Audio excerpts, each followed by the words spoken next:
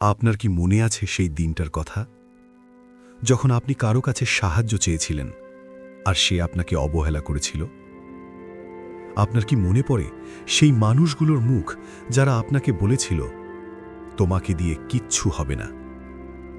কেমন লাগে যখন আপনার নিজের আত্মীয়রা অন্যের ছেলের সাফল্যের গল্প শুনিয়ে আপনাকে ছোট করে? কেমন লাগে যখন আপনার প্রিয় মানুষটি আপনাকে ছেড়ে চলে যায় কারণ আপনার পকেটে টাকা ছিল না বা আপনার কোনো ভবিষ্যৎ ছিল না? ভেতরে জ্বলছে, বুকটা ফেটে যাচ্ছে রাগে। শুনতে পাচ্ছেন আপনার হৃৎপিণ্ডের সেই ধকধকানি?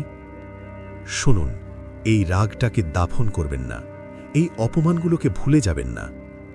সাধারণ মানুষ ঝগড়া করে, দুর্বল মানুষ কাঁদে, কিন্তু একজন লড়াকু মানুষ তার অপমানকে জ্বালানি বানায়। আজ আমি আপনাকে শেখাবো কিভাবে এই অপমান আপনার সাফল্যের সিঁড়ি হবে। মানুষ যখন আপনাকে অবহেলা করে তখন আসলে তারা আপনাকে একটা উপহার দেয়।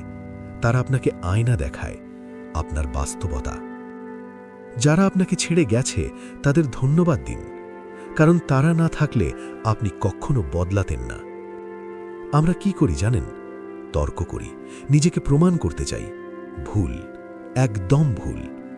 বোকারা তর্কে যেতে, বুদ্ধিমানরা কাজে যেতে। আজ থেকে কেউ আপনাকে ছোট করলে হাসুন, চুপচাপ চলে যান, আর সেই অপমানটাকে মাথায় সেভ করে রাখুন। যখন আলসেমি আসবে ওই অপমান মনে করুন, শরীর আগুন হয়ে যাবে। প্রতিশোধের প্রথম ধাপ গায়েব হয়ে যাওয়া। সব বন্ধ, আড্ডা বন্ধ, বাজে সময় নষ্ট বন্ধ। নিজেকে একটা ঘরে বন্দি করুন আর নিজেকে গড়তে শুরু করুন।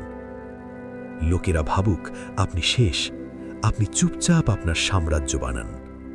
সিংহ গর্জন করে না, সে নিঃশব্দে শিকার করে। সময় আসবে, আপনার কাজ নিজেই কথা বলবে। যারা আপনাকে অপমান করেছিল তারা লাইন দিয়ে আপনার সাথে ছবি তুলবে। যে মানুষটা আপনাকে ছেড়ে গেছিল সে রাতে আপনার প্রোফাইল দেখবে। এটাই আসল প্রতিশোধ। প্রতিশোধ মানে কাউকে আঘাত করা নয়। প্রতিশোধ মানে নিজেকে এমন জায়গায় নেওয়া যেখানে আপনি অপ্রাপ্য। তাদের ক্ষমা করুন, কিন্তু ফিরতে দেবেন না। আপনার সাফল্যই হবে তাদের শাস্তি। অনেক হয়েছে, আর কাঁদবেন না। এখন কাজ করবেন। আজ থেকেই শুরু করুন। আগামী 1 বছর পর আয়নার সামনে দাঁড়িয়ে বলবেন, আমি পেরেছি। লড়াইটা আজ থেকেই শুরু হোক। সফল হও আর পৃথিবী কাঁপিয়ে দাও।